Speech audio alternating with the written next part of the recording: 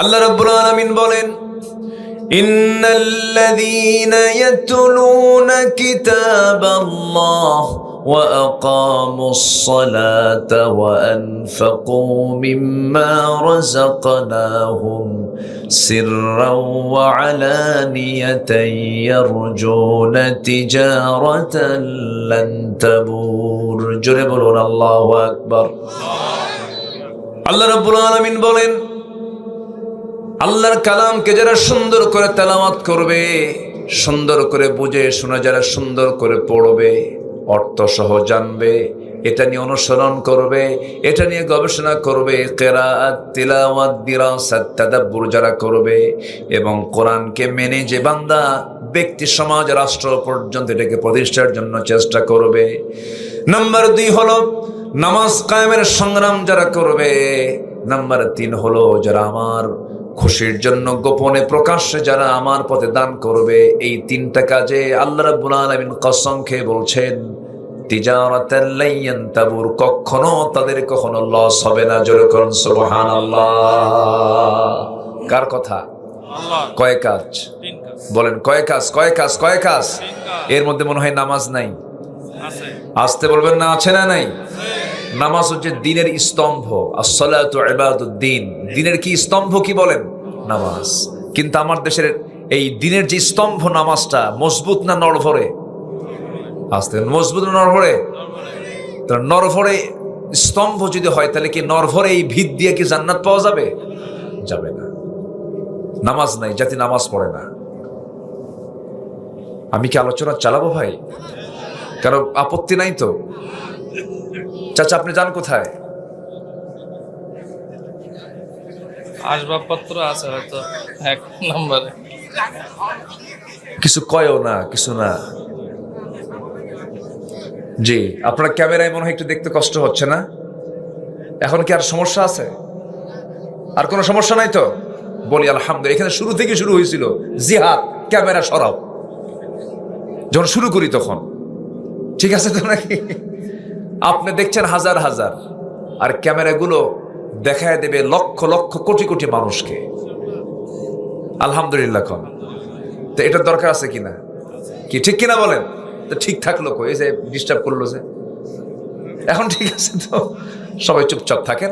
আসুন আমরা সফল হব, সফল হতেই হবে। জোরে বলি ইনশাআল্লাহ। আর জোরে বলি ইনশাআল্লাহ। 3 কাজ করব। কয় কাজ? 3 কাজ। সুন্দর করে কোরআনটা পড়বো। জোরে বলি ইনশাআল্লাহ। নামাজ কায়েমের সংগ্রাম করব। জোরে বলি ইনশাআল্লাহ। কিন্তু সফল হওয়ার জন্য কিছু শর্ত আছে। সফল হতে হলে যে পুঁজিগুলো না থাকলে সফল হওয়া যাবে না, সেই পুঁজির দিকে আজকে আমি আস্তে আস্তে যাচ্ছি। 9টা শর্ত আমরা আজকে শিখে যাব। 9টা শর্ত যার থাকবে, 9টা শর্ত যার পূরণ হবে, আল্লাহ পাক তাকে মহা সফলতা দান করবেন দুনিয়া এবং আখিরাতে। আল্লাহু আকবার বলেন। আসুন আমরা সোজা এখন লাইনের দিকে, আলোচনার দিকে চলে যাচ্ছি। আল্লাহ যেন মাহফিলের প্রতিকূল কোন সিচুয়েশন যেন মাহফিল আর যেন না দেন। আল্লাহ কবুল করুন। জোরে বলি আমিন। আসুন আমরা মূল পর্বের দিকে যাচ্ছি। সফল হওয়ার জন্য শর্ত হচ্ছে 1 নম্বর হলো ভালো করে ঈমান আনতে হবে। কি করে ঈমান আনতে হবে বলেন? নড়ভরে না মজবুত? নড়ভরে না মজবুত? আমার দেশে নামাজি বেশি না ঈমানদার বেশি? প্যাঁচ লাগাই দিলাম কিন্তু। নামাজি বেশি না ঈমানদার বেশি? নামাজি বেশি, ঈমানদার নাই। নামাজ না থাক আমার কি আছে? এখন বলেন কে আছে বেশি? বলেন নামাজি না ঈমানদার বেশি? ঈমানদার বেশি। আপনি কাউকে বেঈমান বলতে পারবেন? তুই কাফের বলতে পারবেন? উল্টা তো আপনার একদম ধরে ফেলবে। এই আমি কি ফতুয়া জানি না? নামাজ নাই, আমার ঈমান তো আছে। দেখেন কত বড় মুফতি ফতুয়া দিয়ে দিল। কিন্তু তাহলে আমার দেশের এক একটা জনগণ কিন্তু এক একটা করে বড় বড় মুফতি। নামাজ নাই, কি আছে? ঈমান আছে। আমার বন্ধুগণ, কিন্তু কোরআন কি ফতোয়া দেয়? কোরআনকে প্রশ্ন করুন, কোরআন বলে দাও নামাজ না পড়লে কি হতে পারে, তার শাস্তি কি হবে। কোরআন বলে দিচ্ছে। আল্লাহ রাব্বুল আলামিন বলেন, ফাখালাফা মিন বা'দিহিম খালফুন আদাউস সালাতা ওয়াত্তাবাউশ শাহাওয়াত ফাসাউফা ইয়ালকাউনা গাইয়াব। এই জাগতিক জীবনে যারা দুইটা অপকর্ম করে আমার কাছে আসবে, আমি তাদেরকে শুধু জাহান্নাম নয়, জাহান্নামের গর্তের মধ্যে আমি তাদেরকে ফেলে দেব। নাম্বার 1 হলো যারা আজান শোনার পরেও নামাজকে নষ্ট করে ফেলবে এবং নিজের নফস যা চায়, মন যা চায়, মনের খেয়াল খুশি মতো চলবে, নফসের দাস হয়ে যাবে। এই দুইটা অপরাধের জন্য আমি আল্লাহ রাব্বুল আলামিন শুধু জাহান্নাম দেব না, জাহান্নামের গর্তের মধ্যে আমি তাকে ঢুকাইয়া ছাড়বো। নাউজুবিল্লাহ। নামাজ নষ্ট করার মতো লোক তো আমার দেশে নাই। আস্তে কোন আছে না নাই? কম না বেশি? মাত্র 5 জন মানুষ নামাজ পড়ে, 100 জনে 5 জন নামাজ পড়ে, বাকি 95 জন নামাজ পড়ে না। শুক্রবারে আজকে জুমার দিন চলে গেল, জুমার দিনে জুমার নামাজ পড়তে যে আমার দেশে 15% মুসলমান, বাকি 85% মানুষ নামাজ পড়ে না। এত বিশাল সংখ্যক জনগোষ্ঠী যে নামাজের সঙ্গে সম্পর্ক নাই, এটার অন্যতম কারণ হলো আমার দেশে নামাজের কোনো আইন নাই। কথা বললেই তো আমরা দোষী হয়ে যাব।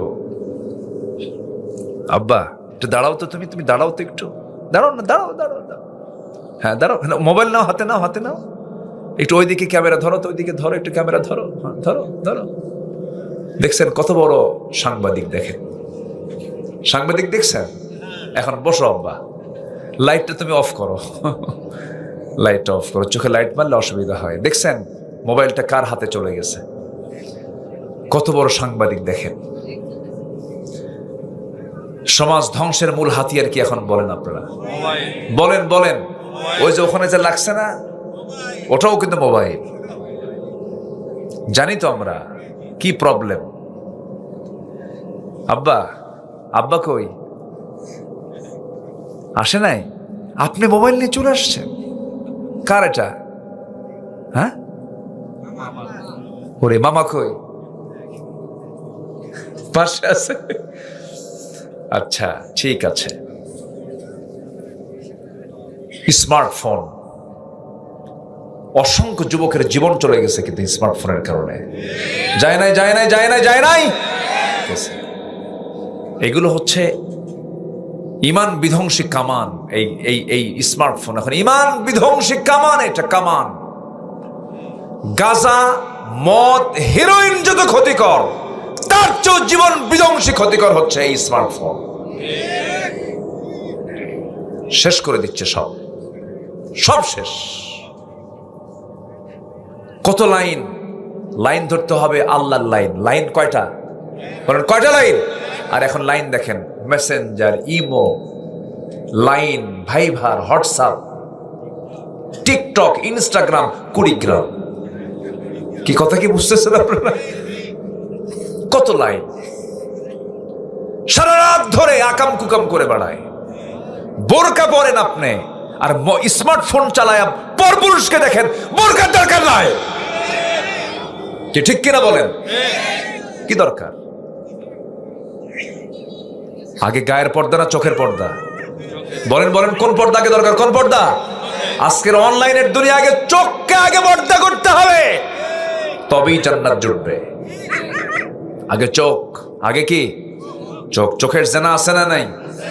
আসতে বলবেন না, আছে না নাই? চোখের জেনা সবচেয়ে মারাত্মক জেনা, বদনজর। খুব খারাপ এটা। আল্লাহ পাক বাঁচান, জোরে বলি আমিন। আব্বা রাগ করছো? আর জানি মোবাইল হাতে নিও না, ঠিক আছে বাবা? হ্যাঁ, মোবাইল হাতে নেওয়া যাবে না। মারাও দুষ্ট কম না, বুঝলেন? বলে খোকার আব্বু ও তো খায় না। কি কথা বুঝতেছেন কি? ইউটিউব খায়, ইউটিউব। ঠিক কিনা? এগুলো বাদ দিয়ে দেন।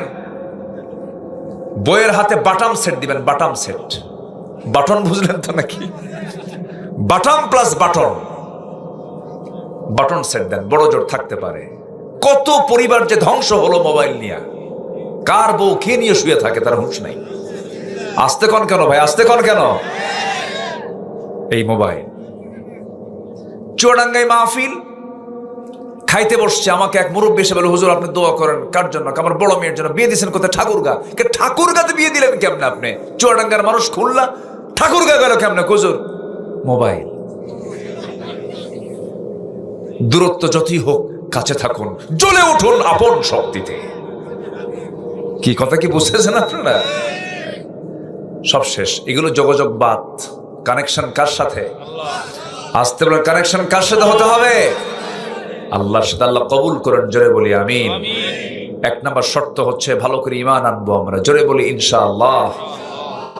ঈমান আনতে হবে, নামাজ ছেড়ে দেওয়া যাবে না, নামাজকে কখনো এক মুহূর্তের জন্য বাদ দেওয়া যাবে না। সবচেয়ে বড় আসামি আল্লাহর কাছে হলো যে বান্দা নামাজ না পড়ে আসবে আল্লাহর কাছে। আল্লাহ বলছেন জাহান্নামে যার অনেকগুলো কারণ আছে, এর মধ্যে এক নাম্বার কারণ হলো আল্লাহ রাব্বুল আলামিন আরেক জায়গায় বলছেন মা সালাকাকুম ফি সাকার ক্বালু লাম নাকু মিনাল মুসাল্লিন ওয়া লাম নাকু নুতঈমুল মিসকিন ওয়া কুন্না নাখুদু মা'আল খায়িদিন ওয়া কুন্না নুকাযযিবু বিয়াউমিদ্দিন হাত্তা أتانا اليقين فما تنفعهم شفاعة الشافعين জোরে বলুন আল্লাহু আকবার। ও দোজখবাসী, আজকে তোমরা দোজখে কেন? দোজখবাসী বলবে আল্লাহ চারটা কাজ করে আসি নাই। কি কি কাজ? তারা বলবে নাম্বার 1 হলো আজান শুনেছি, মসজিদে যাই নাই। এমন লোক মনে হয় বাংলাদেশে নাই। কি মাঝে মাঝে না ঘরে ঘরে? মাঝে মাঝে না ঘরে ঘরে? বাংলার ঘরে ঘরে কি আছে? বাংলার ঘরে ঘরে নামাজি না বেনামাজি? আলহামদুলিল্লাহ। কম কথা, বাংলার ঘরে ঘরে বেনামাজি। আলহামদুলিল্লাহ। হ্যাঁ, পোড়া কপাল আমরা। নেতা পাইনি তো।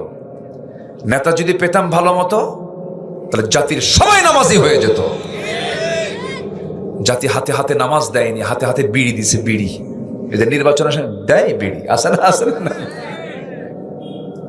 রাগ করতেছেন নাকি আপনারা? শোনেন, ওয়াজে 16 বছর বহু আমাদেরকে বাধা দেওয়া হয়েছে। 16 বছর আমাদেরকে ওয়াজ করতে দেয়নি। দেখেন না, এখন ডানে বামে কেউ নাই। আর ওই সময় ডানে বামে ডজন খানেক কিরামুন কাতিবিন বসে রাখতো, বলতো হুজুর ওয়াজ লাইন কিন্তু আলাদা। আকাশ নিয়ে কবেন আর কবর নিয়ে কবেন, দুনিয়া আমরা দেখে নেব।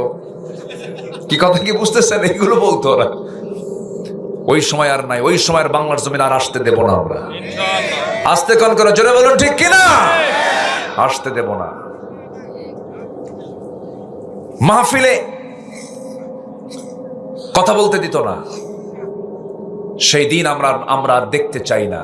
অনেক ভুল করেছি, আর ভুল সিদ্ধান্ত এই জাতি নেবে না। জোরে বলি ইনশাআল্লাহ। এক কথা, আমার লিডার সেই হবে যার মধ্যে নামাজ থাকবে। আমার লিডার সেই হবে যে আল্লাহর দল করবে। কারণ প্রত্যেক ব্যক্তিকে তার নেতা সহ আল্লাহ পাক হাসরের দিন ডেকে নেবেন। তোর নেতাকে নেতা নিয়ে আয়। নেতা ছাড়া তোর বিচার হবে না। নেতারও বিচার করব, তোরও বিচার করব। তখন নেতার কর্মী লাগবে মারামারি। তখন কর্মী কবে আল্লাহ আমি তো যেতে চাইনি, ও আমারে নিয়ে গেছে। আল্লাহ তুমি আমাকে যদি জাহান্নাম দাও, ওরে ডাবল জাহান্নাম দিও। কি কথা কি বুঝতেছেন? সব কোরআনের কথা ভাই, সব কোরআন থেকে বলতেছে আমি। সব কোরআনে ইয়াউমা নাদউ কুল্লা উনাসিন বিইমামিহিম, সব আছে আল্লাহ পাক কোরআনে বলে দিয়েছেন। তাহলে সবাই কি নামাজ পড়তে রাজি আছি? বাংলার ঘরে ঘরে বেনামাজি না নামাজি? বলেন কি চাবো? কি চাবো আমরা? বলেন বলেন। বাংলার ঘরে ঘরে আমরা বেনামাজি চাই না নামাজি চাই? বাংলার ঘরে ঘরে যারা নামাজি কায়েম করতে চান, তারা রাষ্ট্রীয় পর্যায়ে 1 নম্বর কাজ হবে নামাজের আইন পাস করা। এর জন্য দরকার অন ইসলামী দল না ইসলামী দল। এই তো রাজনীতি শুরু হয়ে গেল। কি রাজনীতি না? হ্যাঁ, মাশাআল্লাহ, বলি আলহামদুলিল্লাহ। আমাদেরকে রাজনীতির কথা বলতে দেয় না কেন? হুজুর আপনারা ওয়াজ করবেন, আমরা রাজনীতি করব। মানে ওরা আকাম কুকাম করবে, ওরা মদের দোকান দেবে, আমরা দোয়া করব। হ্যাঁ, ওই দিন আর নাই বাংলাদেশে। আল্লাহ কবুল করুন, জোরে বলি আমিন। আপনি এখান থেকে মধুইল বাজার নাকি মধুইল বাজার হোন্ডা নিয়ে রওনা দিয়েছেন। হঠাৎ করে মাঝ পথে খাদে পড়ে, হোন্ডা বেলাইন খাদে পড়ে আপনার হাতটা বেকায়দায় পড়ে কবজিটা ভেঙে গেছে। আপনাকে মধুইল হসপিটালে নিল, অথবা পত্নীতলায় নিয়ে চলে গেল। নজিপুর নাকি? নজিপুর আর পতিতলা কোনটা? তো নাম দুটা কেন? মানে একটু ওই নদীর ওপারে হচ্ছে নদী। আচ্ছা যাই হোক, বুঝি না আমি এটা, মাঝে মাঝে ভুলে যাই আমি। আচ্ছা, নজিবুর হসপিটালে ভর্তি করালো। এখন আপনার হাত ভাঙছে, আপনি ডাক্তারকে বলছে, ডাক্তার ভাই, ও ডাক্তার ভাই, আপনি আমার মাথা থেকে পা পর্যন্ত সব জায়গায় আপনি হাত দেন, কবজিতে হাত দিয়েন না। কি বুঝতেছেন আপনি? ওর হাত ছাড়বে? হাত ছাড়ার জন্য শর্ত কি? সব জায়গায় হাত না দিলেও কবজিতে হাত। ওই ভাঙ্গায় হাত দিলেই চাঙ্গা হবে। ভাঙ্গায় হাত দিলে কি হবে? চাঙ্গা হবে। তো এখন আমার দেশের ভাঙ্গা কোথায়? রাজনীতি। আমার দেশে এখন সৎ নেতা নাই, এখানে সমস্যা। এই সমস্যার জন্য আলোচনার ভিতরে কোরআনকে সামনে রেখে সৎ নেতৃত্বের কথা বলার দরকার আছে না নাই? বলতে হবে কথা। শুনতে রাজি আছেন তো ইনশাআল্লাহ? আল্লাহ কবুল করুন, জোরে বলি আমিন। সবাই কি নামাজ পড়তে রাজি আছি? কি 7 দিনে একবার না দিনে 5 বার? বলেন 7 দিনে একবার না দিনে 5 বার? কি দিয়ে শুরু হবে বলেন? কোন ওয়াক্ত দিয়ে শুরু হবে? আপনার মসজিদে সবচেয়ে বেশি মুসল্লি কোন ওয়াক্তে? মাগরিবে। সবচেয়ে কম মুসল্লি পাওয়া যায় কোন ওয়াক্তে? ফজরে। ফজরে। মানুষ বাড়িতে থাকে কখন বেশি? ফজরে। ফজরে। কি করে? মেরাজে যায়। আজকে কিসের রাত কম, এই জন্য কইলাম মেরাজে যায়। নামাজ নাই। 5টা বুড়া হাজির হয় মসজিদে, 5টা বুড়া। চাচাকে বলা হয়, বুড়া চাচা, আপনি মসজিদে আসছেন কেন ঠান্ডার ভিতরে? আপনি তো মাজুর না আসলে তো হতো। বাবা আমিও আসতাম না, বুড়ি নাই। বুড়ি থাকলে আমিও আসতাম না। বাস্তব কথা বলছি ভাই, বাস্তব কথা, একটাও অবাস্তব বলছি না। মসজিদ কান্দে। মসজিদ কি করে? কান্দে। মুসল্লি নাই। মসজিদ পাকা, মুসল্লি নাই। আহা,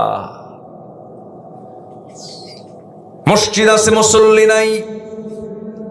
ফজর নামাজের আজান হয়ে যায়, আসসালাতু খায়রুম মিনান নাওম, এমন সুন্দর সুরের আজানটা দেওয়া হয়, ইমানদারের ঘুমটা ভাঙ্গে না। আহা, শয়তানও কম শক্তিশালী নয়, তবে শয়তানের কায়দা কিন্তু দুর্বল। আমার রাসূল বলছেন, ও আমার সাহাবীরা, প্রত্যেক রাত্রে শয়তান ফজরের ঠিক আগ দিয়া প্রত্যেক বান্দার কাছে হাজির হয়ে যায়। মাথার চুলে হাত দিয়ে বলে, আলাইকা লাইলুন তাবিল, আলাইকা লাইলুন তাবিল, তোমার রাত বড় লম্বা, ঘুমাও ঘুমাও ঘুমাও। শয়তানও কিন্তু ওয়াজ করে। শেষ পর্যন্ত 3টা গিট মেরে সেখান থেকে চলে যায়। রাসূল বলেন, সেই 3টা গিট যদি ছোটাতে চাও, 3টা আমল তোমাকে করতে হবে। 1 নাম্বার হলো, প্রথম গিট ছুটবে যখন তুমি বিছানা থেকে নিজের পিঠটা তুমি যখন সরায় নিবা আজান শোনার সঙ্গে সঙ্গে। নাম্বার 2 গিট চলে যাবে ওযু যখন সুন্দর করে বানায় নিবা, আর পায়ে হেঁটে হেঁটে যখন মসজিদের দিকে রওনা দিবা, নামাজে দাঁড়াবা, নামাজ শেষ হবে, শয়তানের 3 নাম্বার গিট ছুটে যাবে। 24 ঘন্টা শয়তান তোমাকে ওয়াসওয়াসা দেওয়ার জন্য আসতে পারবে না। অতএব শয়তান তাড়ানোর জন্য দিনের প্রথম কাজটা হবে কি বলেন তো? ফজরের নামাজ। কোন নামাজ? বলেন ভাই বলেন, কথা বলেন, কোন নামাজ? ফজর। নামাজের লিডার হলো ফজর। 5 ওয়াক্ত নামাজের ভিতরে সবচেয়ে বেশি ফজিলতের নামাজ হলো ফজর। আল্লাহ রাব্বুল আলামিন বলেন, তানাজ্জালুল মালাইকাতু ওয়ার রূহু ফিহা বিইذনি রাব্বিহিম মিন কুল্লি আমরিন সালাম হিয়া হাত্তা মাতলাইল ফজর। আল্লাহ রাব্বুল আলামিন আরেক জায়গায় বলছেন, আকিমিস সালাতা লিদুলুকিশ শামসি ইলা গাসাকিল লাইলি ওয়া কুরআনাল ফজর ইন্না কুরআনাল ফজরি কানা মাশহুদা। আল্লাহু আকবার।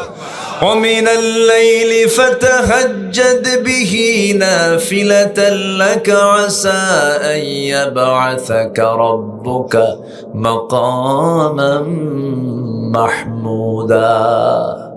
আমার নবীজি নিজের স্ত্রী আম্মা জান খাদিজাকে হারালেন, তার 3 দিন আগে আবু তালেবকে হারালেন। এই 2 জন নবীর খুব কাছের মানুষ, দুঃসময়ের মানুষ। যে সময় মক্কার পাষণ্ড কাফেররা সাইয়েদনা খাব্বাবকে মারতে মারতে পিঠের চামড়া তুলে ফেলেছে, পিঠটা আগুন দিয়ে ঝলসায় দিয়েছিল, খোবাইবকে মারতে মারতে দুনিয়া থেকে বিদায় পর্যন্ত করেছিল।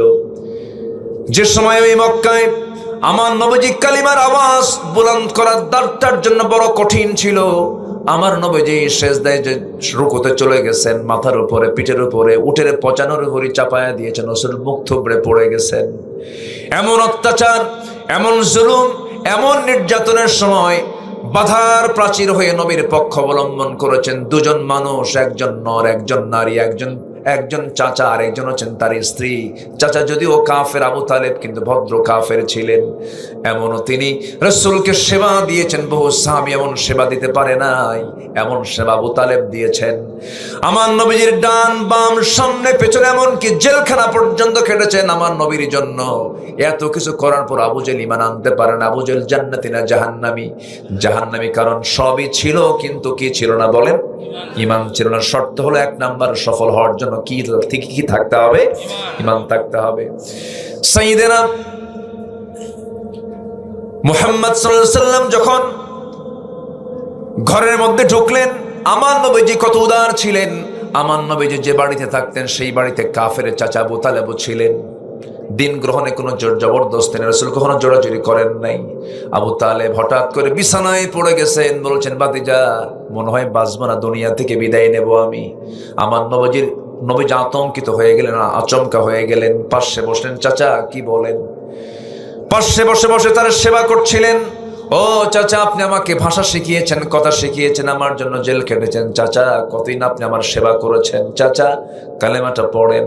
বলতেছে ভাতিজা তোর কালিমা সহি, তোর কালিমা সঠিক, তোর ধর্ম সঠিক, কোনো সমস্যা নেই। আমার ছেলে জাফরকে দিছি, আমার ছেলে আলীকে তোমার হাতে দিয়ে দিয়েছি, আমারে বইলো না। এরকম লোক এখনো বলার আছে না নাই?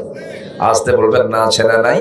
আচ্ছা, এবার বলতেছেন চাচা আলী যাবে জান্নাতি, জাফর যাবে জান্নাতে, তার আমল নামায় থেকে যাবে, তার আমল দিয়ে আপনার কিছু হবে না, আপনাকে ঈমান টানতে হবে।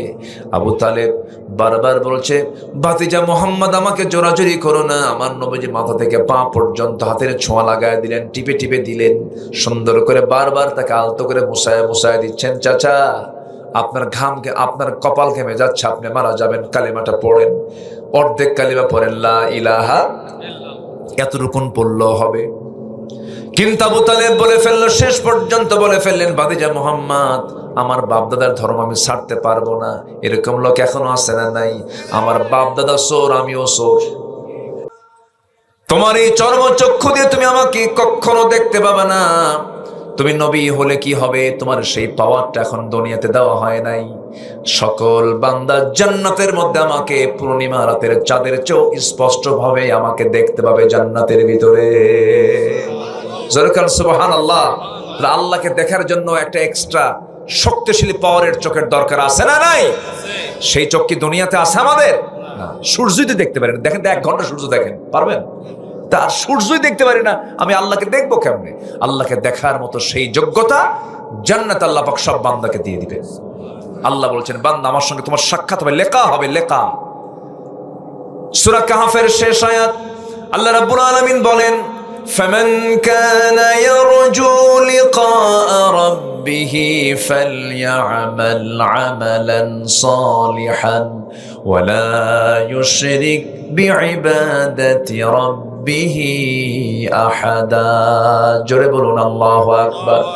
আমার সঙ্গে যে বান্দা সাক্ষাৎ করতে চাবে, দুটা কাজ করতে হবে, শিরিক মুক্ত জীবন গড়বে আর নেক আমলের বোঝা, নেক আমলের ঝুড়ি নিয়ে আমার সামনে হাজির হবে। আমি আল্লাহ নিজে তোমার সঙ্গে সাক্ষাৎ করব, কথা বলবো। সুবহানাল্লাহ। আল্লাহর সঙ্গে সাক্ষাৎটা কত আনন্দের হবে ভাই। আল্লাহর সঙ্গে সাক্ষাৎ আমরা করতে চাই, এই জন্য সবচেয়ে বড় শর্ত হলো নামাজটা পড়বো আমরা। আমার নবীজি যখন এমন আপিল যখন করলেন, মুসা আমাকে আটকায় দিয়েছে। আল্লাহ বলছেন আমার হাবিব 50 ওয়াক্ত লাগবে না, 45, 40, 30, 25, 20, 15, 10 লাগবে না। ডান পাশের শূন্য কেটে দিলাম। 5 ওয়াক্ত নামাজ যদি আপনার উম্মতরা পড়তে পারে, 50 ওয়াক্তের সমান সওয়াব আমি আল্লাহ রাব্বুল আলামিন আপনার উম্মতকে আমি আল্লাহ দিয়ে দেব। জোরে বলুন সুবহানাল্লাহ। তাহলে মেরাজ থেকে রাসূল কি এনেছেন বলেন? আসতে বলবেন না, কি এনেছেন, কি এনেছেন? ইমানের মূল স্তম্ভ কি বলেন? আসসালাতু ইমাদুদ্দিন ফাকাদ আকামাহা ফাকাদ আকামাদ্দিন ওয়া মান তারাকাহা ফাকাদ হাদামাদ্দিন। নামাজটা আমরা পড়বো, জোরে বলি ইনশাআল্লাহ। সবচেয়ে বেশি মহাব্বত করব কাকে? সব সময় জিকির করব কার? জিকির করব একবার না বারবার? জোরে বলেন, একবার না বারবার? মিনিটে মিনিটে, ঘন্টায় ঘন্টায় না সেকেন্ডে সেকেন্ডে?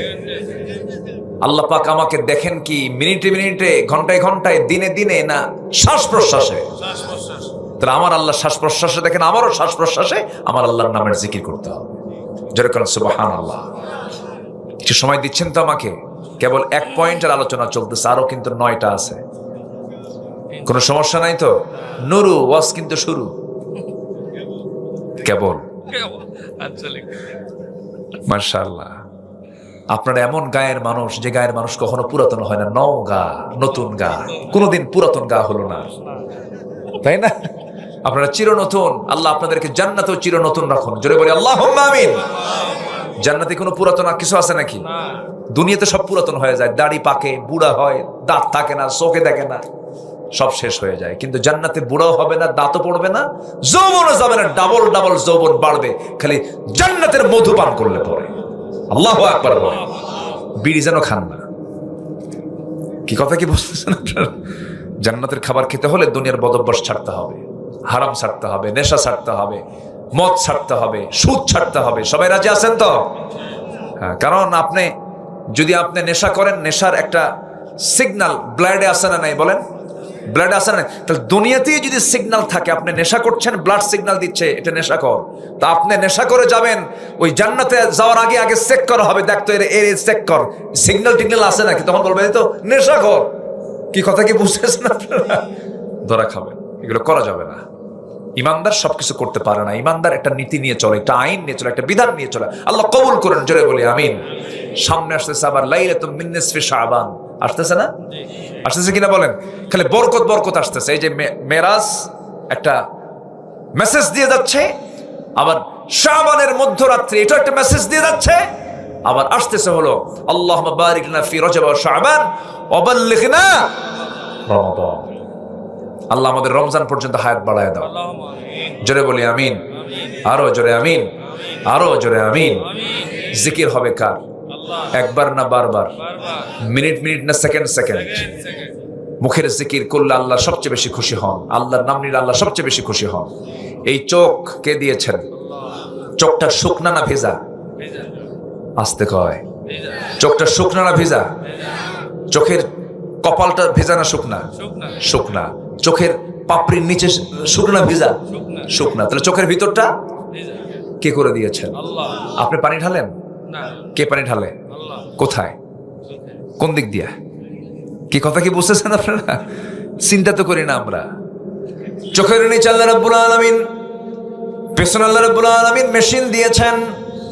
সেই মেশিন, অটো মেশিন কাজ করে যাচ্ছে। প্রতি মিনিটে 15 থেকে 20 বার চোখের পলক পড়ে ধুলাবালিগুলো বের করে দেওয়ার জন্য। আর ভিতর থেকে মেশিনটা অটোমেটিক সেট আছে, সেখান থেকে লবণ পানি চলে আসে, মিঠা পানি নয়। মিঠা পানি আসলে চোখ নষ্ট হয়ে যাবে, চোখ ভালো হবে না, চোখ লাল হয়ে যাবে, ভাইরাস হবে, জীবাণু অ্যাটাক করবে। আল্লাহ রাব্বুল আলামিন প্রতি ক্ষণে ক্ষণে, প্রতি সেকেন্ডে সেকেন্ডে পানি বের করে বলছেন, বান্দা তোর চোখকে ভাইরাস মুক্ত করে দেই। সুবহানাল্লাহ বলা যাবে না? এই চোখের মধ্যে কত ফাংশন। চোখের পানিকে আল্লাহ রাব্বুল আলামিন লবণ করে দিলেন। এরপরে আপনি চলে যান কানের কাছে। কানের ময়লা আছে না নাই? কানের ময়লাগুলোকে এলাকায় কি বলে? গরু খায়? কোন খোল না কি খোল? কানের কানের খোল, কানের ময়লা। এই ময়লা কিন্তু সাফ করা উচিত নয়। ডাক্তার ছাড়া কখনো এটাকে বেশি হাতাহাতি দেওয়া ঠিক না। এটা কিন্তু আল্লাহ রাব্বুল আলামিন এটা মেডিসিন করে রেখে দিয়েছেন কানের ভিতরে। গোসল করার সময় একটু পানি ঢুকলে কাদা কাদা হয়ে যায়, কিন্তু এটার কিন্তু একটা স্বাদ আছে। সেই স্বাদটা হলো তিক্ততা, তিতা তিতা ভাব। চোখেরটা হলো লবণ, কানেরটা হলো তিক্ত। আবার মুখের দিকে চলে যান, সব কিন্তু এই কান, এই চোখ। এখন আপনি চলে যান হলো মুখের দিকে। মুখের যে জিহ্বা আছে, জিহ্বার চতুর্পাশে পানি আছে না নাই? এই জিহ্বাটা শুকনা না ভেজা? জোয়ান না ভাটা? একটু জোরে কর না, জোয়ার না ভাটা? তেঁতুল ঝুলায় রাখলে কি হয়? এই যে তেঁতুল কই, সেইটি তো জিব্বার থেকে পানি বেরোতে শুরু হয়েছে। কি ভাটা না জোয়ার? জোয়ার। তাহলে জিব্বার চতুর্দিকে জোয়ার। এই জোয়ারের পানিকে আল্লাহ রাব্বুল আলামিন টক বানান নাই, ঝাল বানান নাই, মিষ্টিও বানান নাই। আল্লাহ পাক এটাকে নিউট্রাল রেখেছেন, কারণ এটা হলো মেশিন। আপনি বসেন না, আপনি বসেন, সমস্যা নেই, চেয়ার আরেকটা দেওয়া হবে। আপনি ঘাটাত কইছেন, বসেন। মাশাআল্লাহ, বসেন। মাশাআল্লাহ, আলহামদুলিল্লাহ। তাহলে চোখ, কান আর মুখ, এটা কি দূরে না কাছাকাছি? বলেন, দূরে না কাছাকাছি? চোখ, তার সাথেই কান, আবার তার সাথে মুখ, তার সাথে গলা। চোখ, কান, নাক, গলা, পদ্মা, মেঘনা, যমুনা যত বড়, তার চাইতে হাজার গুণে বড় এই তিনটা অঙ্গ। যেরকম সুবহানাল্লাহ। শুধু ইএনটি ডাক্তারের কাছে কি বসেন, দেখবেন যে হ্যাঁ, কি কাহিনী এখানে। আল্লাহু আকবার, আল্লাহু আকবার। এই জোয়ারের মতো করে পানি বের হচ্ছে, আমি কথা বলছি, আল্লাহ পাক সাপ্লাই দিচ্ছেন যে বান্দা আব্দুল আল আমিন, তুই কথা কর, আমি সব পানিগুলো বের করে দিচ্ছি, তুই আওয়াজ কর। সুবহানাল্লাহ বলবেন না? সাহায্য করছেন কে? কে সাহায্য করছেন? আল্লাহ। মাঝে মাঝে জ্বর আসলে জিব্বায় পানি থাকে না, তখন সব খাবার কি লাগে? খাওয়া যায় না। কি খাওয়া যায় না? আর কি সুন্দর করে আল্লাহ পাক রসালো করে দিয়েছেন, যা নেই, ওরে বাপরে বাপ, কেমন খাইছো ভাই, আরো লাগলে ভালো হতো, আরো যদি হতো ভালো হতো। এই রুচি কে দিয়েছেন? কে দিয়েছেন? আল্লাহ দিয়েছেন। আমার বন্ধুগণ, কানের মধ্যে ময়লা, এই ময়লা সেই ময়লা নয়। কেন দিয়েছেন কানের ময়লা? এটাকে তিক্ত করে দেওয়ার কারণ হলো, আপনি যখন ঘুমিয়ে পড়বেন সম্পূর্ণ আপনি সেন্সলেস, আপনার কোনো সেন্স নাই। কানের ময়লা যদি মিষ্টি হতো, সব পিঁপড়া জমা হতো আপনার কানে, ঘুম পারবেন না, পিঁপড়া সাফ করবেন। হঠাৎ করে বেলাইনে একটা পিঁপড়া যদি ঢুকেও পড়ে, ঢুকে পড়ার সঙ্গে সঙ্গে যখন দেখবে এখানে তিতা খাবার থেকে লাভ নাই, ভুল লাইন, ব্যাক করবে। সুবহানাল্লাহ বলবেন না? ব্যাক করে চলে আসে, আরাম পায় না, কারণ ওটা কোনো লাইন নয়। চোখের জীবাণু দূর করলেন লবণ পানি দিয়া, কানের সিকিউরিটি দিলেন তিক্ত খাবার দিয়া, এরপরে জিহ্বাকে আল্লাহ রাব্বুল আলামিন সজীব রাখলেন পানি দিয়া, যে পানির মধ্যে কোনো স্বাদ নাই। আল্লাহ পাক এটাকে সুন্দর করে লেবেল করে দিয়ে দিলেন। আল্লাহ বলছেন, বান্দারে তোর মাথা থেকে পা পর্যন্ত তাকায় দেখ, সব আমার অবদান। তোর মুখ থেকে বের করবি তুই আলহামদুলিল্লাহি রাব্বিল আলামিন। সবাই বলুন আলহামদুলিল্লাহি রাব্বিল আলামিন। প্রশংসা কার? এক সময় না সব সময়? জিকিরটা কাকে বলে একটু উদাহরণ দিলে স্পষ্ট হবে। ইসলামের 2 নম্বর খলিফা ছিলেন, তার নাম কি বলেন? বলেন, তার নাম কি? ওমর। বহুদিন আগে এক মাহফিলে, আমি প্রায় মনে হয় এই কথাটা, এক মাহফিলে বললাম, ওমর ফারুককে চিনেন কে কে? সামনে থেকে এরকম ছোট্ট এক ছেলে দাঁড়ায় বলে, হুজুর আমি চিনি। কে? আমাদের বাড়ির দোতলায় ভাড়া থাকে। খুব সাহস নিয়ে বলতেছে। বললাম, তুমি 100তে 100 পাইছো, বসো। ওর এলেম যতদূর সে ততদূর বলেছে। অমর তো সেই অমর, যে অমরের মতো একটা শাসক আমরা পেলে বড় ধন্য হতাম। ঠিক কিনা বলেন? শাসকের মেসাল দিতে গেলে কার নামটা আসে বলেন তো? শাসকের নামটা যদি, শাসকের কোনো উদাহরণ দিতে যাই, তখন কার নামটা 1 নম্বরে আসে? অমর। শাসক কাকে বলে? আল্লাহু আকবার। উনি সারা জীবন দোয়া করতেন, আল্লাহ তুমি আমাকে শহীদি মওত দাও, আর নবীর শহরে আমার মৃত্যুটা দাও। এই দোয়াটা তিনি প্রায় করতেন। এই দোয়া তার কমন দোয়া ছিল। সাহাবীদের মধ্যে সবচেয়ে বেশি চোখের পানি ফেলে ফেলে কেঁদেছেন ওমরে ফারুক রাদিয়াল্লাহু তাআলা আনহু। বাচ্চার মতো কাঁদতেন, কিছু হলেই কাঁদতেন, নামাজের মধ্যে কাঁদতেন, অস্থির হয়ে যেতেন। আমার নবীর ইন্তেকালে সব সাহাবীরা শোকাহত হয়েছেন, কিন্তু ওমরে ফারুক ছিলেন মাতালের মতো, অস্থির চিত্ততা নিয়ে কন্ট্রোল করতে পারছিলেন না।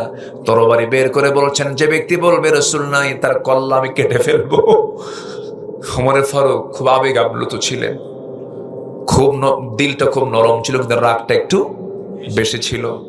ওমরে ফারুক রাদিয়াল্লাহু আনহু মাঝে মাঝে দোয়া করতেন, আল্লাহ তাআলা আল্লাহুম্মা রযুকনি শাহাদাতান ফি সাবিলিক ওয়াজআল মাউতি ফি বালাদি রাসূলিক, এমন দোয়া করতেন।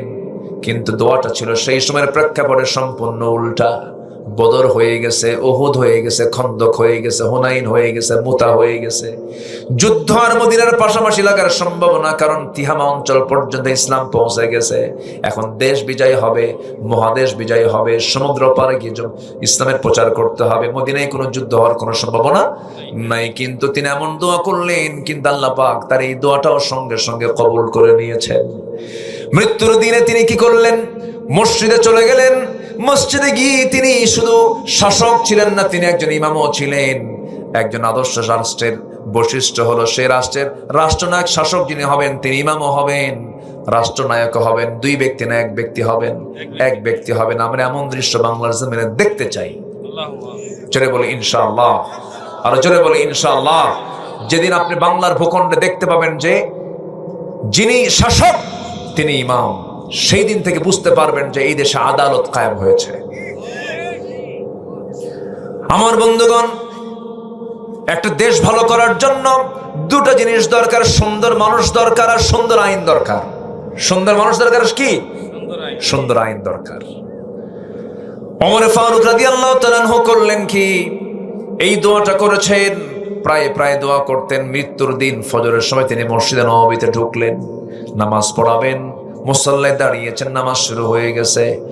দ্বিতীয় রাকাত নামাজ পড়তে নিয়ে হঠাৎ করে শত্রু তাকে অ্যাটাক করে তার ডান পেটের মধ্যে চাকু ঢুকায় দিয়েছে। চাকু যখন ঢুকায় দিয়েছে, নামাজ ছেড়ে দিলেন, কিন্তু বুঝোটার আগেই আবার তাকে সজোরে ধরে তল পেটে দুইটা স্টেপ মেরে দিল। বিষ মিশ্রিত চাকু, বিষাক্ত চাকু মেরে দিয়েছে। ভুঁড়ির সঙ্গে সঙ্গে কিছু অংশ বাইরে বের হয়ে এসেছে, রক্তাক্ত হয়ে তিনি জমিনে পড়ে গেলেন, সেন্সলেস হয়ে পড়লেন। কয়েক ঘন্টা সেন্স নাই। সেন্স ফিরে আসার সঙ্গে সঙ্গে সামনে দেখেন আব্দুল্লাহর চোখে পানি, সন্তান আব্দুল্লাহ কান্দে। এবার ওমরে ফারুক হামুসকে হাসিতে বলছে, আব্দুল্লাহ কান্দো কেন? আমি তো সফল হতে চলছি, আমি যে কোনো মুহূর্তে দুনিয়া থেকে বিদায় নেব, আমি শহীদের মর্যাদা মনে হয় পেয়ে যাব, কারণ আমাকে যে আঘাত করেছে সে কোনো মুসলিম নয়, আবুল উলুম মাজুসি অগ্নি পূজক আমাকে মেরেছে, আজকে আঘাত করেছে, আমি শহীদের দরজা পেয়ে যাচ্ছি। আব্দুল্লাহ কেঁদো না, হাসি মুখে আমাকে বিদায় দিয়ে দাও। আব্দুল্লাহ আমার জন্য পানি আনো।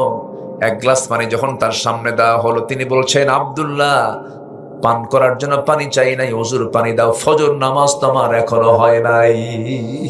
জোরে করুন সুবহানাল্লাহ। এটার নাম জিকির। এটার নাম কি বলেন? জিকির। আল্লাহু আকবার। ভুঁড়ি বের হয়ে গেছে, ফজরের জন্য পেরেশান হয়ে গেছেন। এবার বলছেন, আব্দুল্লাহ ওযুর পানি দাও। ওযু বানায় নিলেন। দাঁড়ায় নামাজ পড়লে তো সওয়াব বেশি ভালো, উত্তম হয়। চেষ্টা করছেন দাঁড়িয়ে নামাজ পড়ার জন্য, গামছা দিয়া তিনি পেটটা বাঁধলেন, কিন্তু পারলেন না। বসে পড়লেন, পারলেন না। শুয়ে পড়ে ইশারা করে নামাজটা পড়লেন।